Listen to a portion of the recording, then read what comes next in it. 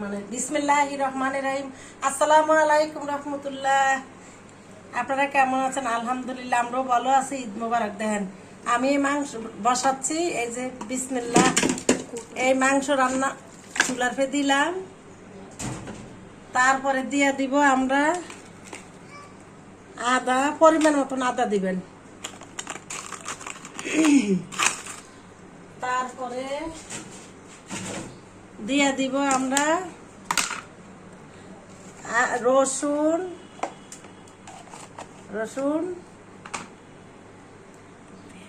তারপরে দিয়ে দিব হলুদ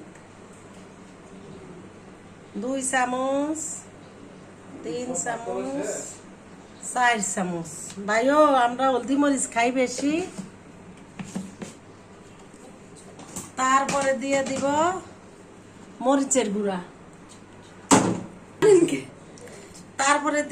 মরিচের গুঁড়া, দেখেন আপনারা সবাই দেখেন, এই যে লাল লাল।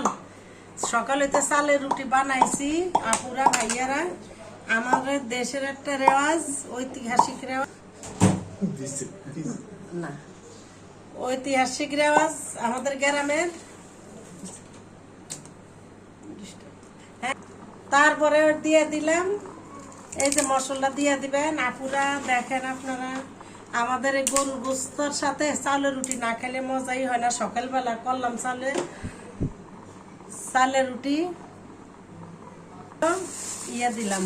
দেখেন আপুরা ভাইয়ারা, এই যে আমরা এইটা খাই, এই যে এই মশলাটা খাই, কিন্তু আমরা এই লংটা খাই না, এই জন্য আমাদের কাছে গন্ধ লাগে, বুঝছেন। তারপরে দিয়ে দিব পেঁয়াজ, এই যে পেঁয়াজ। তারপরে দিব তেল, এই দেখেন চালের রুটি দেয়া। ঈদের দিন আমরা রুটি খাবো, চালের রুটি দিয়ে মাংস খাবো। তারপরে দিব লবণ। এই মা খাইয়া গোস্তরা রান্না করলে অনেক স্বাদ, আপনারা খাবেন। ঠিক আছে, যে যেরকম হলদি মরিচ খান সে সেরকমই করবেন। তবে ঈদের দিন একটু ঝোল রাখবেন বেশি করে, কারণ ঝোল না হলে চালের রুটি খাওয়া যায় না। চালের রুটি খাইতে হলে অনেক ঝোল লাগে, ঠিক আছে, অনেক একটু ঝোল লাগে, নাহলে শুকনা কি করবো,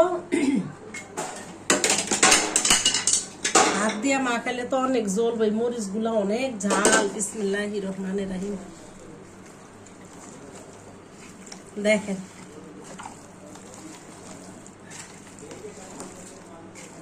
দেখেন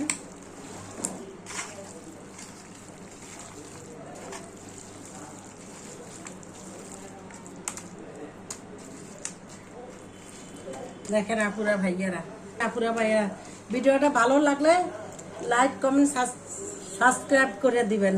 ঠিক আছে আপুরা ভাইয়ারা, ভিডিও বানাইতে অনেক কষ্ট হয়, প্লিজ। আসসালামু আলাইকুম।